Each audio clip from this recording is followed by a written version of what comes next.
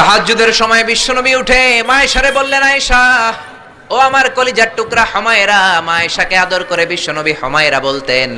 হুমায়রা মানি যেই মহিলা রেগে গেলে, খুশি হয়ে গেলে, রাগের চোটে, খুশির চোটে দুইটা গাল আনার ফলের মতো টকটকে লাল হয়ে যায়। কোন সুবহানাল্লাহ।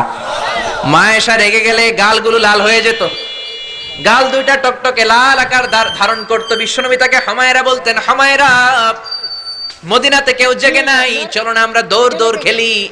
মায়েশা মহা খুশি, কারণ সব বিবিরাই চায় স্বামীরা একটু রোমান্টিক হোক। কোন ঠিক কিনা? সব বিবিরাই চাক স্বামী আমার দিকে স্পেশাল নজর দেখ।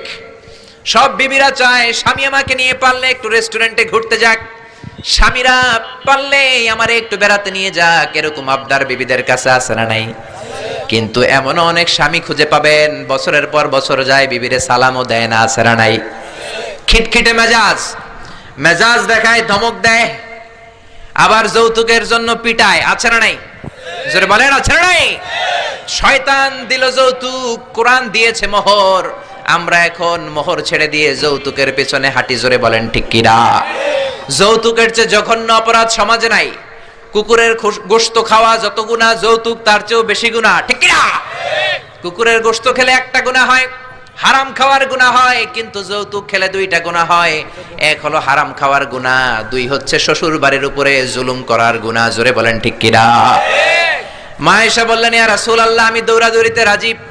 বিশ্বনবী বললেন, লেটস স্টার্ট দ্য কম্পিটিশন। চলো কম্পিটিশন শুরু করি। ওই যে মদিনার মসজিদের পাশে বড় একটা পিলার দেখা যায়, ওই পিলারের মধ্যে কে যে আগে ধরতে পারে রে আয়েশা, চলো আমরা দৌড় দেই। বিশ্বনবী বললেন, ওয়াহিদ ইসনাইনি তালাতা, 1 2 3 লেটস গো, চলো দেই দৌড়।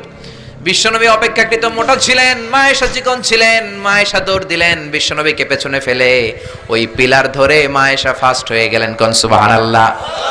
মায়েশা মহা খুশি, খিলখিলিয়ে হাসছেন। বিশ্বনবী মুচকি হাসতেন। আমার নবী কখনো খিলখিলিয়ে হাসেন নাই। আমার নবী সব সময় মুচকি হাসতেন। মুচকি হাসলে বিশ্বনবীর ঠোঁটও দেখা যেত হালকা একটু